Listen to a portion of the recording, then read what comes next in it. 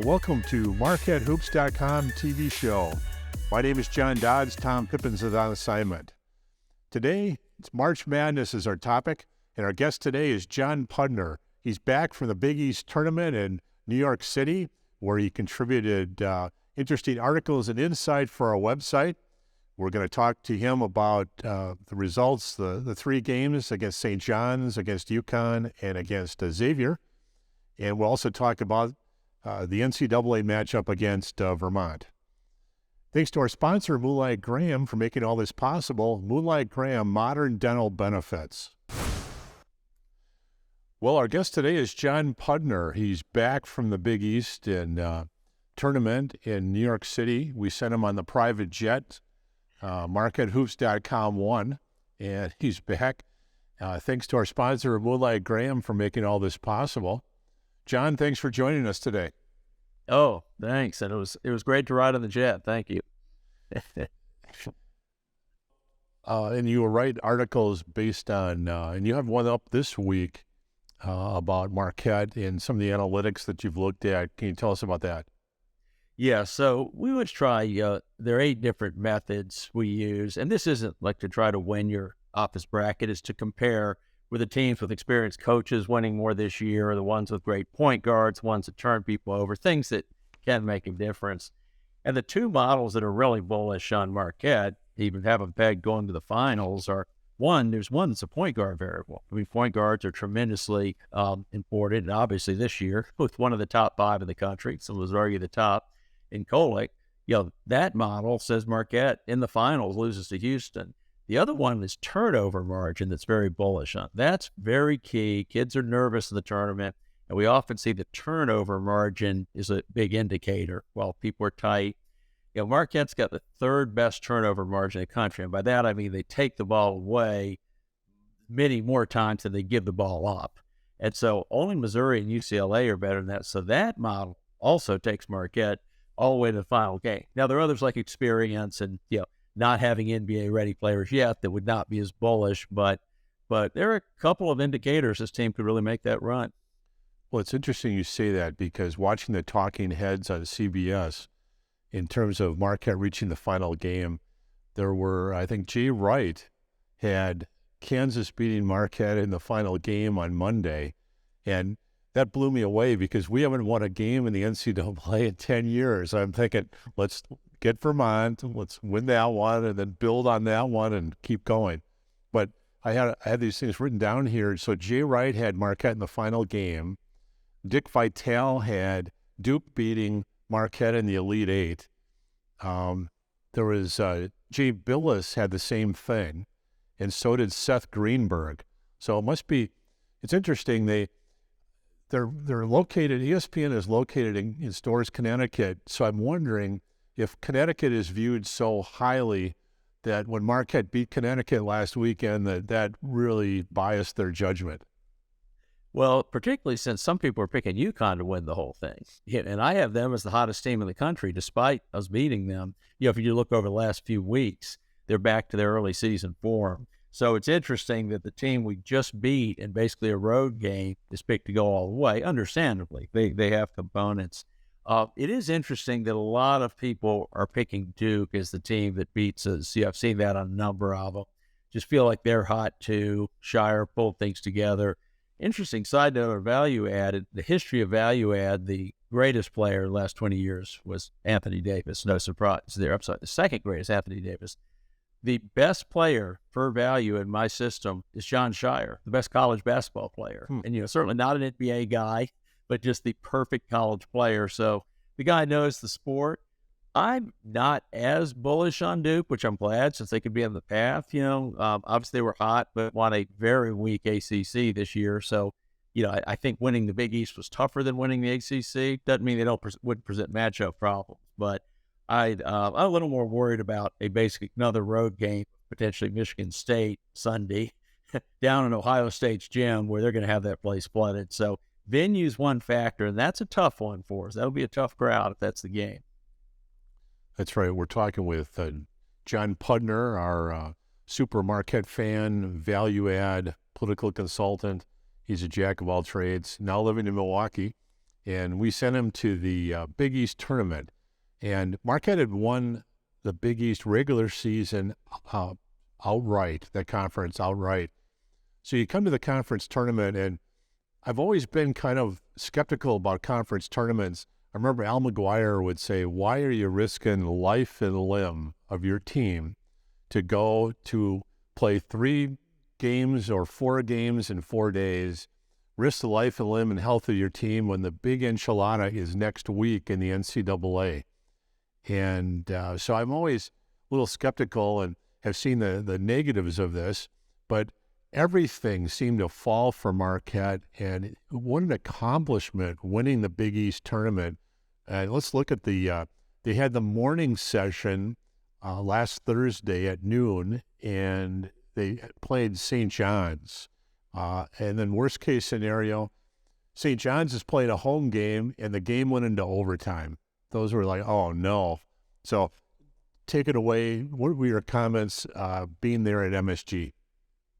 Yeah, so many times I go to a tournament weekend and it goes completely different than what I expected. And my analytics side is just wrong. My gut's wrong. This tournament played exactly like I thought it was going to. I thought these were 2 tough semi-road games, and that's what played out. Huge St. John's crowd, huge UConn crowd, very enthusiastic Marquette crowd, so don't get me wrong, but outnumbered. So just thought, wow, we got 2 tough road games. Ironically, I'm not worried at all about winning the championship if we get there. And, I certainly would never say that before the game, but if we could get through those 2. And the other part that scared me on St. John's, not only that crowd, but they really sliced our press really well. And our press has been good. And, they were getting a lot of layups off it earlier. And so that was the fear. And boy, to see that just the change in defense, the breakdown. Shaka said after the game they did not change their strategy. Boy, it looked different. It looked like we're going to wall up. We're not letting them go to the hoop. It wasn't that let's force a million turnovers like we usually do. And that just played out for 2 nights. So to see this crowd get Marquette crowd that excited about defense was exciting, because we've had a lot of exciting offensive shootouts, including the end of the year against St. John. And there was just an energy there on the Marquette side. And to pull that one out, was something else. That was a tough one. And to your point, St. John's is playing for their only path to the NCAA. That is tougher. They needed that game more than we did. And there are no surprises in the Big East in terms of scouting. And they had played Marquette the previous Saturday, so they were used to the matchups. That was senior day for Marquette in the Fiserv Forum. So there were really no secrets, but that's a big physical team. And in that game at the Fiserv Forum, they hit a 75-foot shot. They hit circus shots from falling out of bounds on 360 spins. It was unbelievable what they could do. And in the first half, that's what they were doing. They were up 36-26 at the half. I remember sitting at home going, well, perhaps if Marquette loses right away, they can rest up, just like when Mike Anderson for UAB beat Marquette in 2003 in the Conference USA tournament. You can rest up. But then the second half, Marquette came back. And the main thing to me is we just kept our legs about us. No one ever looked tired for us, I didn't think. And certainly, if you watch Creighton in the second game, they were dead. I mean, their legs were not working playing back-to-back. And somehow, even playing that up-tempo, and maybe it's just the 9-man rotation, we looked aggressive right to the end, right to the contest at the end. And one thing that amazes me about this team is how they contest these last-second shots. You think a bunch of young kids would be scared of fouls. I mean, Stevie Mitchell on Posh, like, I'm not giving you a free look for a game-winning 3. You're going to shoot that with a hard contest in your face, moving your feet, and well short. And so, I just asked Stevie about it after. They're fearless. You saw Shaka give him the hug, playing to the last second. Now, I still get uneasy when Cam Jones contests shots from 80 feet away. He guards these guys for game winners where you're like, you're not going to give a 3-shot, but these guys have confidence. They're going to get in your face, and obviously they're coached well. Can you talk a little bit about what you thought of UConn coming into the game? Boy, that was a road game. I mean, we had several thousand Marquette fans that were fired up. And how can you say their fans are, let's just say obnoxious on the scale. I mean, the chatter everywhere in the city and the gym was, can you believe Marquette thinks they have a chance in this game? Now, granted, they'd beaten us by 15 or one blowout loss of the year, but they were so confident. And I would argue that the first 14 games of the year and the last 11 games of the year, UConn's been the best team in the country. As you said, they had a soft middle with injuries, but they've been that good. And so I understand them being confident. And there was a lot of talk on Madison Square Garden is UConn's house. I mean, they view that as a home venue for them and all the success over the years. So it came into that, and to see the intensity of defense, I can just tell the first 3 possessions, you're going to have to fight to get to the rim. We're not going to jump in a passing lane and then lose a cut and have 2 guys dunking on us behind it. I mean, it just looked to me like a whole different defense. Now, I will say after the game, I asked Shaka and Stevie Mitchell if that was a strategy, and they said no. They were playing the defense. Interestingly, what Stevie told me after the game was, no, we didn't. Let's just talk about not having steals, when they have steals. I said, why were there so few steals and yet such good defense? And he just said, that's just because Tristan Newton is such a fantastic point guard. I mean, he just gave credit, like there are things we can't do to him, we can do to other point guards. So highly complimenting, but just a rough road game, and to start that intense and end that intense with so much pressure on a potential game-winning shot that a great shooter missed a shot by 5 feet. I mean, give Cam Jones credit on that one at the end. Yeah, and for the first time really all year, Marquette had significant foul trouble to key guys all at the same time in that game. Osa Ighodaro had foul trouble in the first half and had to sit down, and Tyler Kolek also. So the bench really came up big in this, and it ended up where the fact that they were able to pull the game out, the fact that the foul trouble put Tyler Kolek and Oso Ighodaro on the bench, actually I think saved their legs for the next game. So it ended up to be an advantage, but David Joplin came up huge. Here's a guy who barely knew what defense was last year, and at the beginning of this year kind of finally realized he knew what he didn't know, as Shaka was quoted. But he came out there, and they needed a physical presence on Sonogo, and he gave it. It's fantastic. And he seemed to have in mind, I've got 4 fouls I'm giving. I may be coming off the bench, and he had 4 in the end, but every one of those was valuable. He was stopping guys. If he saw a play developing where they had a dunk coming in the half-court offense, there was going to be a foul before that. And but played physical up until that moment. And to get that from the 6th man of the year, the guy who's hit 64 3-pointers, I mean, just for perspective, as Zoom analysis, he would lead most teams in 3-point shots made that are in this tournament. And he, coming off the bench, had 64 3-pointers. And to give you that defense on the back end, too, just phenomenal performance by him. What was the locker room like? What was Shaka like after that game?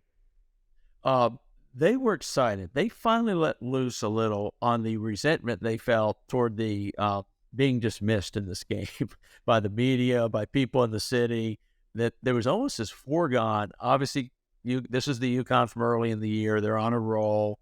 They'll roll through this. And, he was quoting Shaka in the postgame interview, finally let down and quoting, we were hearing this is UConn's house. We were hearing that. We're thinking we're the regular season champion. So there was a little good kind of resentment going into that game that made it a big win. They were ecstatic at the end of it. Watching the semifinal, Xavier beat Creighton. It looked like Creighton had lost their legs. They missed at least 10 short layup shots that were uncontested. They were having trouble with free throws. It's kind of like the Al McGuire. You don't want to hit the wall like that in a Big East tournament, but they did against Xavier. And somehow, watching both those games end to end, I've rarely felt that confident of a Marquette win in a tournament. I didn't think Xavier was going to give us any kind of challenge. And I'm usually an analytic guy. There's no logical reason for that. I mean, Xavier just missed beating us twice in the regular season. As you said, they just won a much easier game. But Marquette was so locked in through those first two games. It just looked like we just beat, I think, the best team in the country right now. Our defense was that intense, and now we're going to throw that defense at someone else. As good as Xavier was, and from the beginning, I mean, boy, they were almost pitching a shutout for several minutes there. I mean, they were just not going to let Xavier beat them. And the internal passing around the big guys, talk about neutralizing a very good big guy. I mean, just do it with 3 passes in the lane, and someone's doing a layup behind his back. So just a thorough blowout. Talk about the fans. Was Marquette? Did Marquette control the arena, or what? What would talk about the atmosphere? It definitely had the edge, but there wasn't the "we hate you" other team. It was almost a friendly cocktail party that was over pretty quickly. You know, the Marquette fans were ecstatic, but it was almost like they were already at the celebration party after the first 2 wars. So a very friendly but decisive win, and a lot of excitement. Some notable facts from winning that game 65-51. It was the first league tournament title for Marquette since the 1996-97 Conference USA Championship. Marquette was the first number 1 seed to win the tournament since Nova in 2019. Tyler Kolek was the 13th athlete in the history of the Big East to earn Player of the Year award during the regular season, and then Big East Tournament MVP honors in the same season. Talk about Tyler Kolek. Unbelievable. Finally had a classmate from a famous high school program in Virginia been calling me about Tyler Kolek. Who's that point guard Marquette has? The guy's phenomenal. He's the best one in the country. This is just a high school coach from another state who's never followed Marquette. I mean, you know, I think from the moment he made it clear what he thought of the 9th place ranking before the year, he just led the attitude on this team. I won't display the T-shirt, but that was it from day one. We're getting picked on. No one respects us. All these other schools have transfers. We're bonding. But to watch him direct the offense, I mean, I think you get it watching on TV, but just in person to see these angles. And, you know, last year he made spectacular passes, but he also made the dumb ones. I mean, you saw the 30-foot cross-court back out that was picked off and dunked. And he seems to have gotten rid of most of them. And the lanes he's passing through, and he is in guys' faces. That's why I don't know if you get in our guys' faces. I don't know if you catch that on, you know, sometimes TV cutaways, but I'm always watching him. If someone has a backdoor layup or something, he's generally over yelling at whoever was supposed to be there for us. So he's directing the defense as well as the offense. And first thing you need is a leader point guard. You throw in being the number 2 assist guy in the country who completely has his shot back. What we heard his shot was like in Rhode Island, so you can't lay off but play pass. I mean, just a complete package. Certainly deserving of Player of the Year, and I'm glad he's one of the 5 finalists for Point Guard of the Year nationally. Yeah, he was just terrific, the MVP. It seems like the game has slowed down for him to the point where he'll drive the lane, and if they come at him, he passes. If they back away, he shoots. The weightlifting he did with Todd Smith he's much stronger over the offseason, and he can take it to the hole. He can bounce off a contact and still get the ball up with control off the backboard. And the fact that he's left-handed and Cam Jones is left-handed, I've told this, I used to be a big in high school when I've played. When a lefty comes at you, even at the rec center, it's a different angle, it's a different look, and they can get angles and they can get the ball off easier. Agreed. Same thing, just, intramural stuff, but the amount I overplayed lefties, anything to make them go right on me. But you're right, it's magic. And the fact that he almost seems to like having a 7-footer to put a floater over. Like, you never feel more confident he's running. And normally say, oh my God, the point guard's trying to shoot over a 7-footer. With him, it's like, oh good, I know Tyler will have plenty of arc, so this will be a net. Just that confidence where, what do you do if you're the 7-footer? There's going to be a guy behind you too that you can pass to.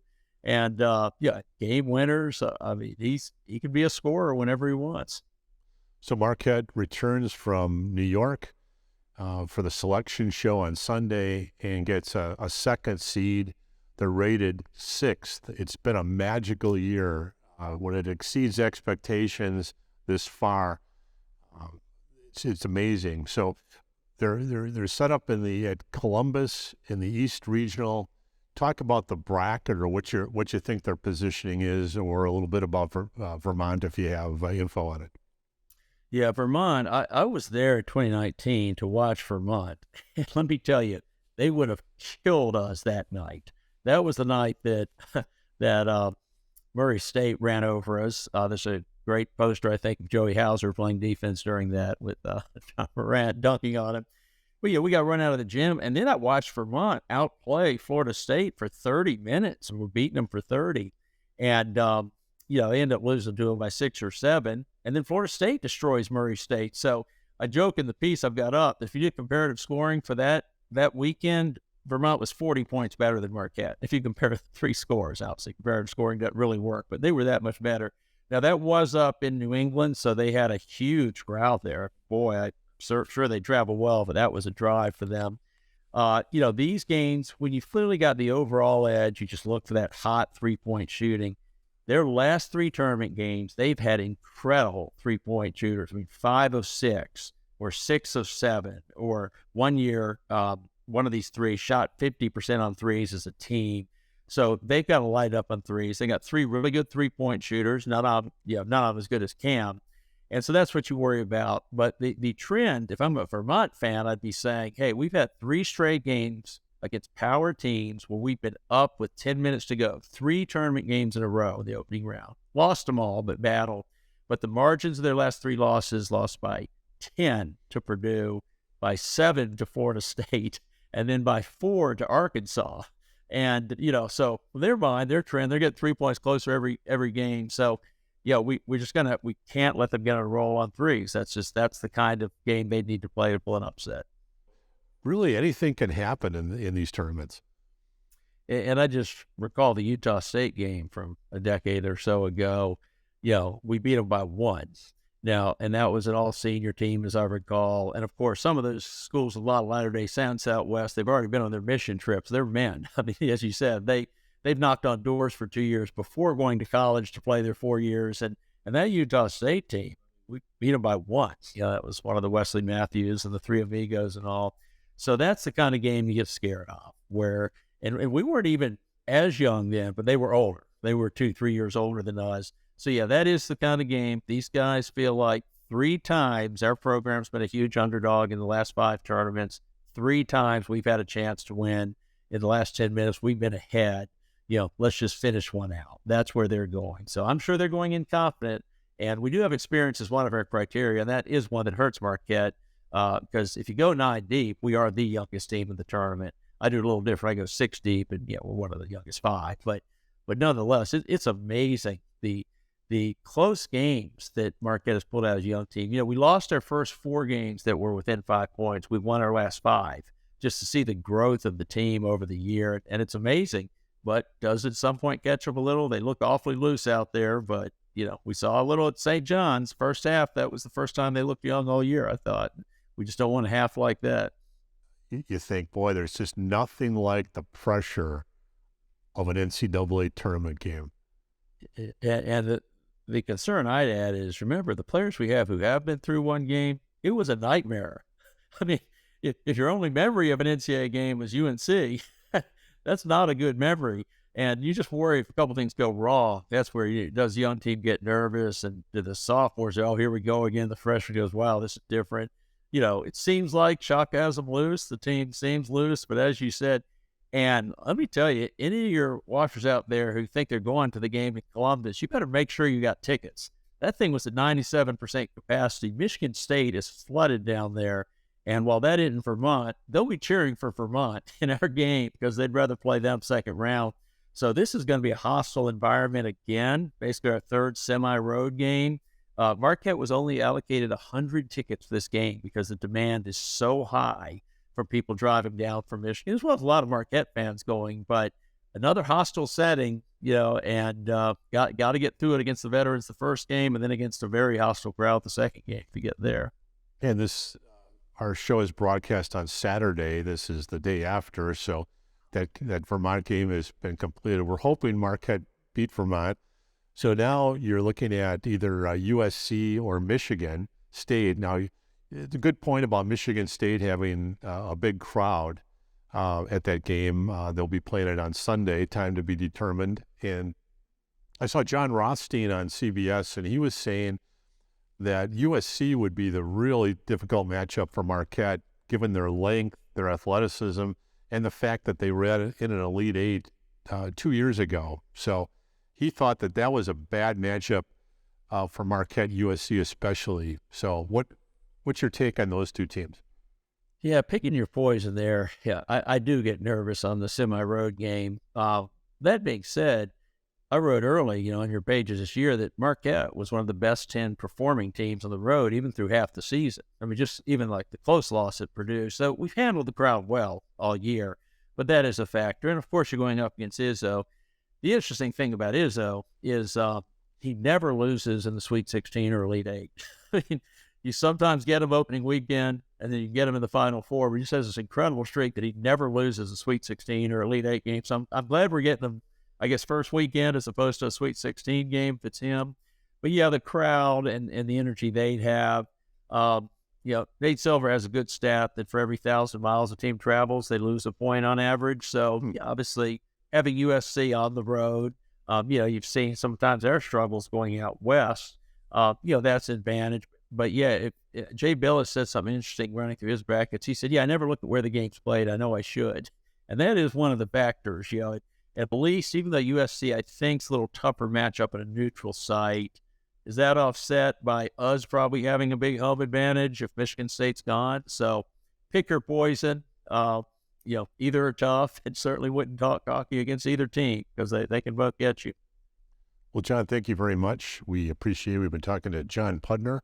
He's a contributor to our site, and give us 30 seconds about where to find your information besides our site, and we appreciate your articles, but tell us a little bit about how people can follow you. Absolutely. So all the good premium articles are on Marquette Hoops, of course, and they link back to pudnersports.com.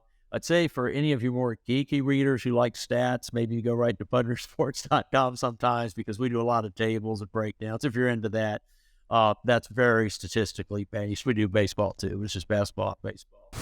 Well, that's our show for this week. Thanks to John Pudner for his report from New York City. Thanks to Moonlight Graham, Modern Dental Benefits, makes all this possible.